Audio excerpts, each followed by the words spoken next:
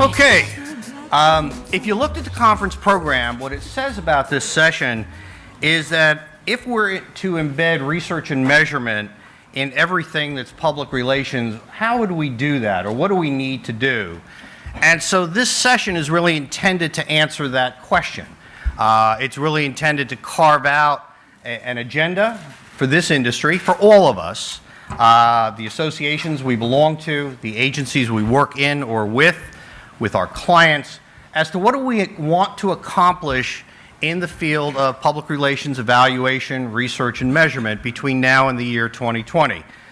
We've labeled it the Lisbon Legacy because there's two L's there, and that sort of sounded good. But in some respects, it's intended to be the sort of legacy of what it is we discussed here today, an agenda we set going forward, and really perhaps if we're able to accomplish what we agree to this afternoon, we will have in fact created a legacy in terms of how we've advanced the field.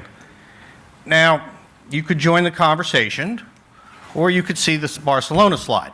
And the Barcelona slide is basically, I put it up here to remind us of what we did in Barcelona a year ago, right about now. And one of the questions you could ask is, wait a minute, okay, we're going to embed PR, research, measurement, and evaluation into the practice of communications, and we're going to vote on things. Well, didn't we do this all last year? I mean, wasn't that what Barcelona was about? And I want to sort of create a differentiation for you in that regard. And I don't know, I can't see him. Casey Brown, are you here somewhere from Cision? Casey, when we were talking about the Barcelona principles, before we ever had the Barcelona meeting, what Casey said is, you know, what we're really doing here is defining the floor of measurement, the baseline. What are the fundamental things we have to do to get measurement right? And that's what we did a year ago, okay? We kind of said what's right and wrong. We set priorities, outputs, outcomes, business results. We talked about the importance of modeling social media and understanding social media, but we kind of set, to Casey's point, the baseline, or the basement, or the floor. Today, what we're really talking about is the future. In a sense, we're shifting from having defined a foundation last year to defining a future going forward at this point. Our first speaker will be Andre Manning. He's the Vice President of Communications, Corporate Communications at Philips. Andre has spent his entire career at Philips. I believe you began in manufacturing and have now moved up into the executive ranks. He has lived in a number of different places around the world, the Czech Republic, the United States. In 2009, returned back to Amsterdam to run corporate communications and oversees a group of about 150 different communicators. Meenu Handa, she is the Director of Corporate Communications for Microsoft in India. Excuse me, responsible for execution and strategy of all internal and external communications, analyst relations, etc. She also was in the agency world and worked on some really exciting brands, including Microsoft, such as ESPN, MTV, the Swatch Group. She's also a communications trainer. I want to share with you a client perspective on measurement, and I want to build upon the discussion we had with the great panel. And especially during the middle of my 15 minutes of presentation, I want to reflect back on what Professor Donald Wright said. You have to find the right standard that probably fits your organization. Because I think that the success of our measurement lies in the fact that we found the right standard that fits our organization. I will talk about that later. There was also someone in the audience who gave me the perfect floor, who opened the door for me to say something about my favorite topic, which is advertising value equivalent, because I don't like AVEs, and I'd like to walk you through a presentation, and I'd like to endorse this audience and redeploy my message that I think a PR and a communications profession should not work with AVEs, but should come up with their own standards. Because AVEs is indeed related to advertising industry. We are not advertisers, we are artists. We have a skill set that is far away from advertising, and we should cherish that.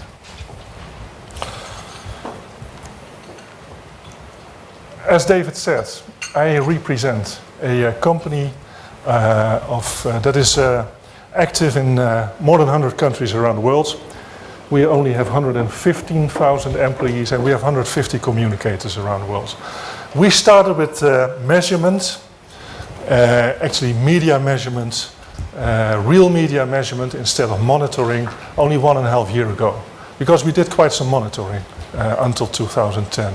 But when we decided to pitch for new agencies 2 years ago, and One Voice became the agency, one of the critical elements of working for us with an agency, with One Voice in this respect, was a proper measurement. And we also talked about, I heard a discussion about budgets before the break.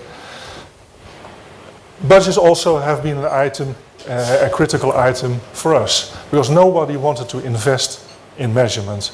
But nowadays we spend more than 1 million on an annual basis on measurement within the company, on PR measurement, which doesn't come close to the budgets that are spent on advertising measurement. This is, on this slide you see how we are organized. We have 3 sectors within the company: healthcare, lighting, and a consumer sector. We have a corporate organization, a very lean and mean organization. We have 14 people in Amsterdam in the headquarters and probably around 20 corporate communications professionals around the world. The rest is in the sectors. We have worked together with One Voice to come up with a measurement, a consistent measurement system around the world. So before 2010 we had, I think, between 20 and 30 measurement systems, monitoring systems around the world. When One Voice came on board, we decided we wanted to have one measurement system and we don't want to have a monitoring system anymore.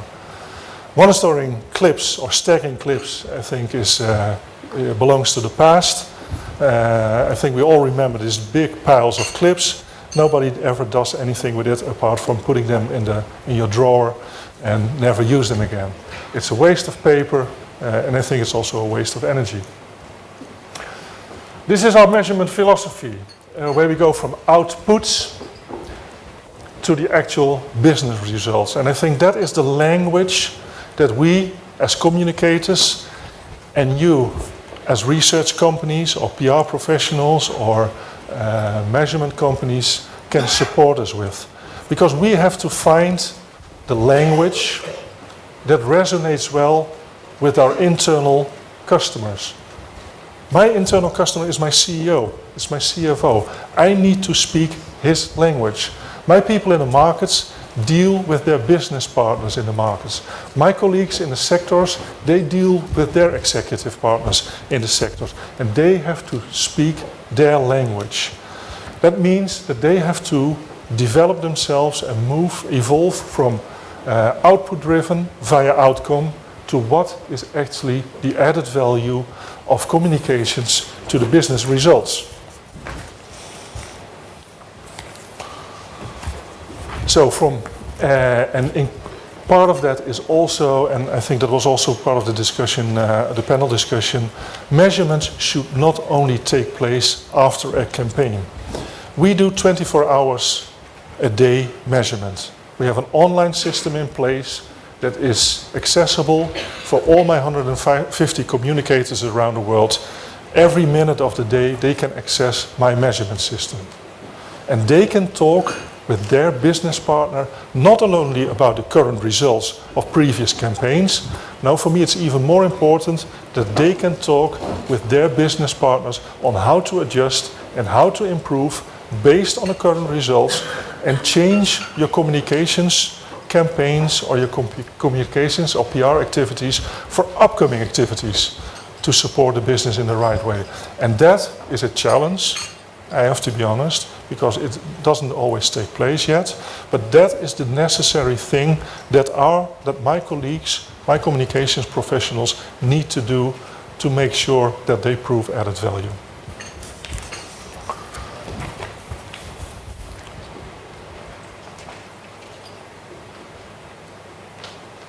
This is how my online dashboard looks like.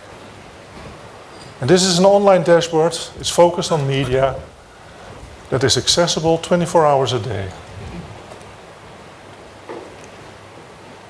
including social media monitoring.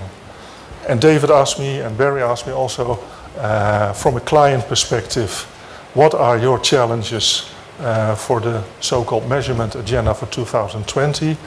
And I cannot reveal already one of them. It was also highlighted in the research, the results that David showed from the survey. Social media measurement is one of them and is high on the agenda.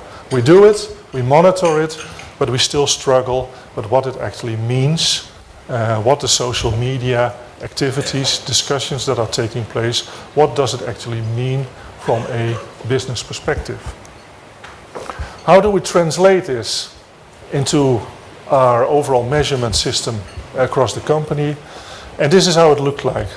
This is how all the markets are embedded in a system that has been developed together with one voice. We provide this on a monthly base and on a quarterly base to all the markets that are part of our communication system. They all use the same KPIs. They all use the same kind of output-driven KPIs. But most important, I think, what we have added here is that we have added a KPI, a return on investment, which is called Net Promoter Score. And why do I mention Net Promoter Score? And this is to build on what Professor Wright said. Net Promoter Score is within our organization one of the key return on investment measurement means for our marketing, sales, and business colleagues. Everybody familiar with NPS? NPS is basically one question: would you recommend this company, the products of this company, the technologies of this company to anybody of your neighbors or friends? You can score between a 0 and a 10. If you score between 0 and 4, you're seen as a detractor. If you score between a 4 and an 8, you're seen as a neutral. If you score between 8 and up, you're seen as a promoter. Our marketing colleagues are only interested in an 8 or up, because if people score us with an 8 or up, that actually means they promote our company. So what I have done for my measurement system, I have translated the NPS based on the KPIs that are anyway there, and we provide our whole network with a monthly update on where we are. If you look at the overall media measurement, how it would score from an NPS perspective. And I'm only interested, and my team knows around the world, that we go for an 8 or up. If we are below an 8, then I expect my markets, my leaders in the markets, to take corrective actions together with the business people.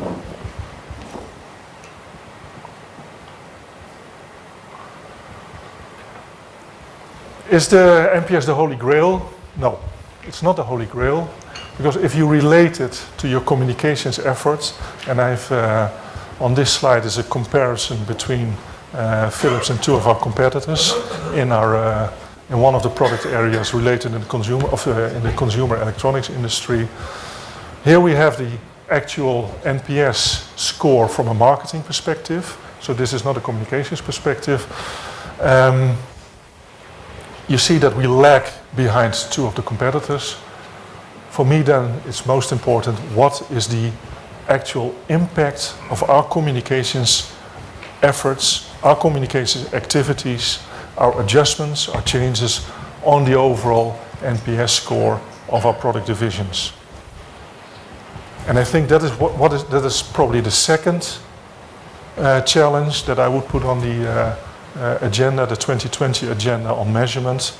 How do these kind of things, measurement of reputation, how do they add to the overall brand equity of a company like ours, but I think a company of many of your clients, of the people here in this room? Because what I wish we knew, and then I touched already about the first one, how does reputation drive my brand equity? We do a couple of things now. We did NPS, I think that's a good step forward, but we're not there yet. I would like to challenge you to think with us as clients to come up with a good set of measurement KPIs to see how we can drive brand equity. even more challenging is how do we quantify the value of communications on incremental sales or turnover? I think all our executives look at us and say, at least within my company, but I think a lot of companies, all the things you do, and you mentioned the example of the controllers, what does it add to my business? Is there a link to the quarterly results or the end of the year turnover? How can we quantify that? I think we're absolutely not there. And I think we still have 8 years to go, or 9 years to go before it's 2020. If we would come up with a solution to make that happen, I think we should compliment ourselves. How does a Net Promoter Score in media coverage drive purchase, recommendation, advocacy, and consideration? Because we scratched only the surface, I think, what we did. I think we are ahead of the curve, but there's still much more to do. The fourth one, and that also came back in the survey that David mentioned, how should social media be measured? I think we have no clue yet. We do monitoring, we do listening, but do we actually measure the impact of all the social media conversations that are currently taking place? I don't think so. And the last one, how should we evaluate our own media? We have a Philips.com, we have a Philips Pages, we have online conversations via LinkedIn. Do we measure those kind of communications channels effectively? Is that already part of your offering? If you talk to clients, how do you measure your own website? I think that should also be part on the 2020 agenda. If there is a Lisbon 2020, I think this one should also be answered. So 5 things that from a client perspective are relevant for me. I'm absolutely aware of the fact they cannot be answered today. I think we have made some efforts already to get in the right direction, but we're still not there yet. And I said by 2020, I would love to have the answers on these questions.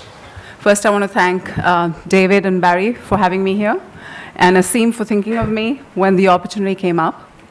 So what I'm really going to do is share with you why it's special for me to be here, what we do at Microsoft, and what are some of the challenges we are facing. In my previous life, as David mentioned, I used to work at the advertising agency, and this is good 10 years ago that me and my team worked on a fairly, if I look back today, on, for those days and standards, fairly sophisticated measurement tool that we developed locally. And we actually even managed to sell it to clients to pay us for measuring the work we were doing for them. So really, I look back with a lot of pride on that. So being here amongst all of you, listening, and sort of sharing some of the same pains that we all go through, it's really quite a pleasure and honor to be here. So I'm just going to begin with a little bit about Microsoft. I don't think I need to tell you what the company does. But I can certainly tell you we are one of the most watched companies, one of the most written about companies. We not only does there a lot of noise get generated about us, but we ourselves generate a lot of noise because we actually cover a huge wide spectrum of businesses. All our competitors sort of work in one aspect, and we work across the entire spectrum. So obviously, PR, even if it sounds cliched, plays a very strategic role in the company. It's a company that built its brand equity on PR. Advertising's only just come in.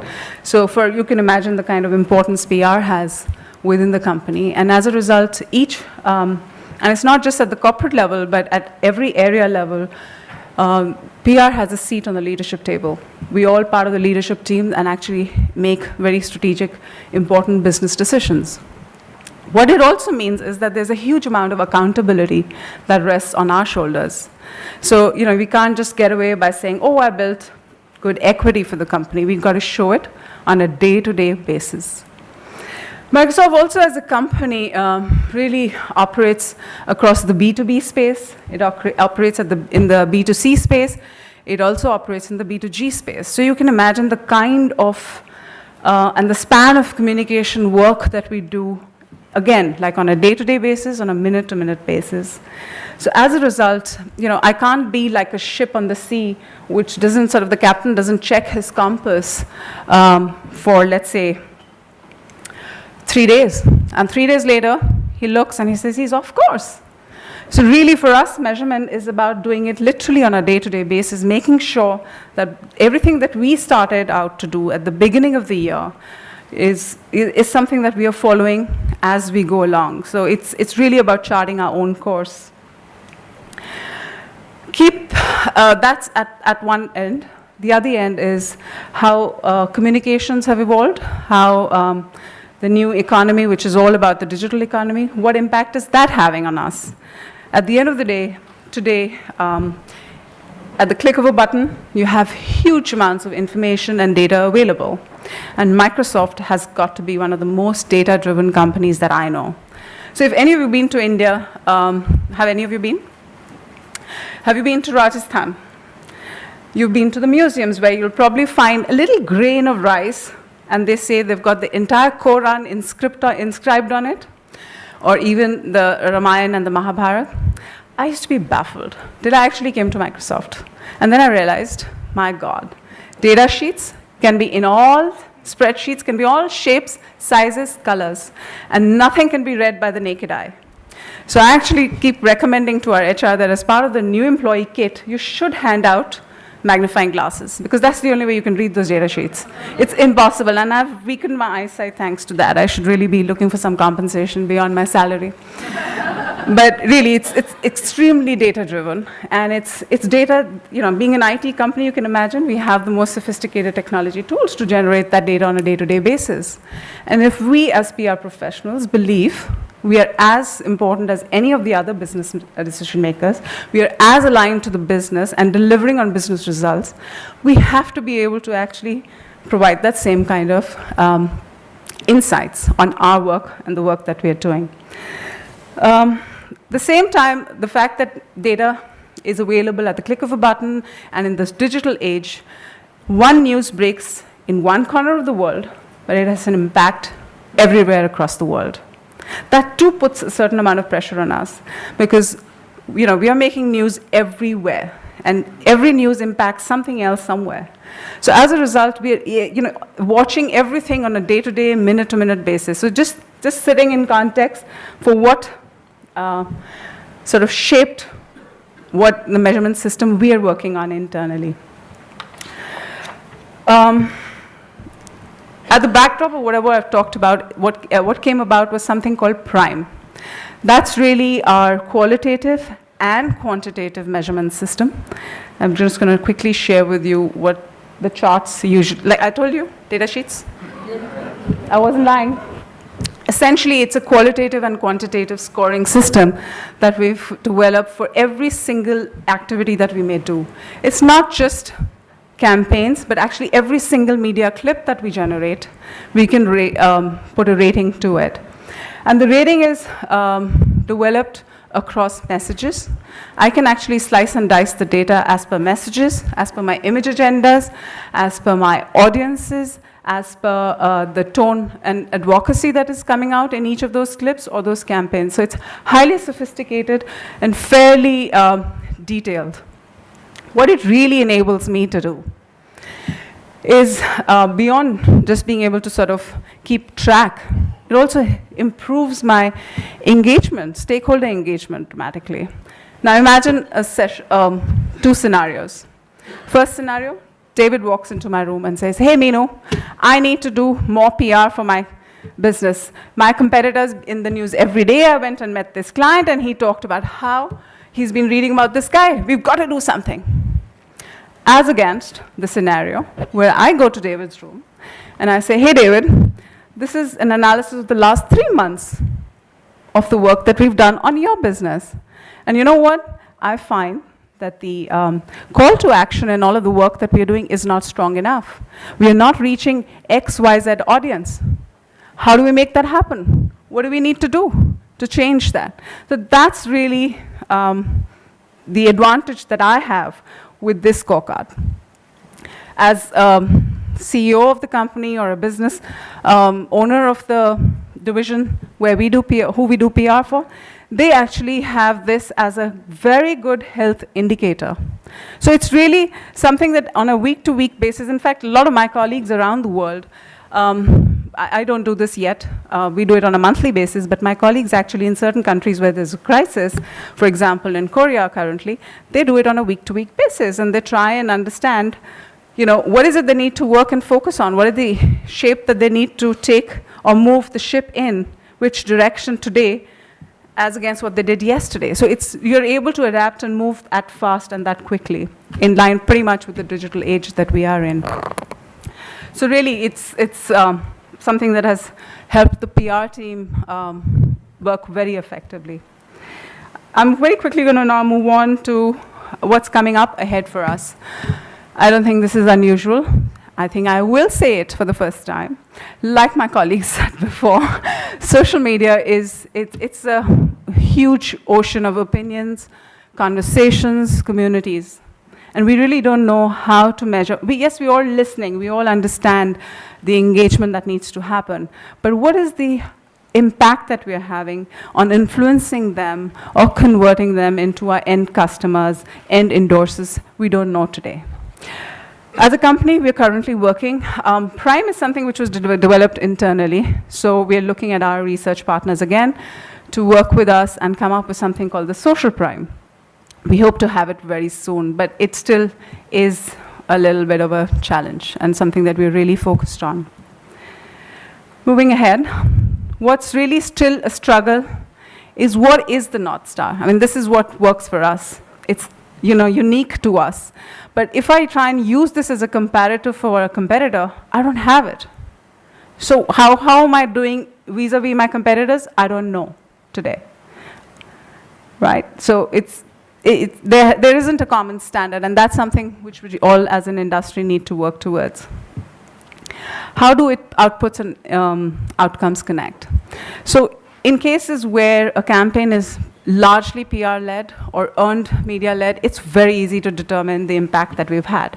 But when it's an integrated marketing campaign, how do we determine that what is the role that we played? Especially when we do outcome research or brand research at the end of the year, how do you sort of identify what was the role that PR played in that? I think that's still pretty much missing. Even from a PR perspective, for example, I mean, it's very interesting. At Microsoft India, we've had several leadership changes in the last 1 year. But if I look at some of and I expect that's sort of impacting somewhere in the minds in terms of, our employee brand of impact. But when I look at some of the media stuff that we've generated, it actually gives me very high scores. So at one level, my outputs are showing very high, but there's so much else that impacts the outcome. So how do you link the two, really? That's very important for us to understand. Now I'm going to wear a little bit of my India hat and not necessarily the Microsoft hat. Fortunately for me, I work with a company which, like I said, is very looks at PR very strategically. Therefore, they are willing to allocate some amount of budgets to it. But before I came here, I did a little bit of a poll amongst my Indian colleagues in this profession. It was really quite disappointing. One, the lack of response, and I suspect it's because they're not really looking at it or thinking about it, or it's not their priority today. But budgets really varied from 0 to 10%. Allocations made for measurement. So I really wonder where we are as an industry back home moving towards determining effectiveness of PR. They also, not only were the budgets very inconsistent, but even the methods used, some were just doing AVE, some were just doing positive, negative, just a stack of clips. So really, one doesn't know what is that one common standard that is being used. Social media measurement, I don't need to reiterate that. It's been said enough times.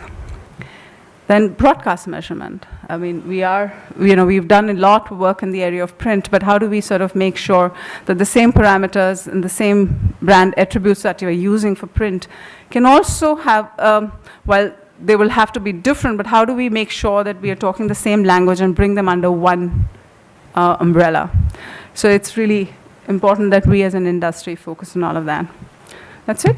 Thank you.